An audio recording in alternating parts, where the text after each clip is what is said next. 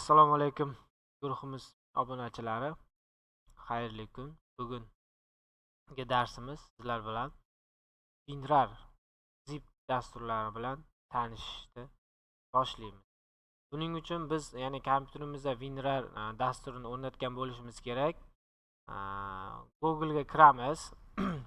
Google Chrome ga kiramizda bu yerda WinRAR deb yozamiz W bilan. WinRAR .exe, ya'ni exe bu yerda kompyuterning o'zining formati, ya'ni uстановка varianti.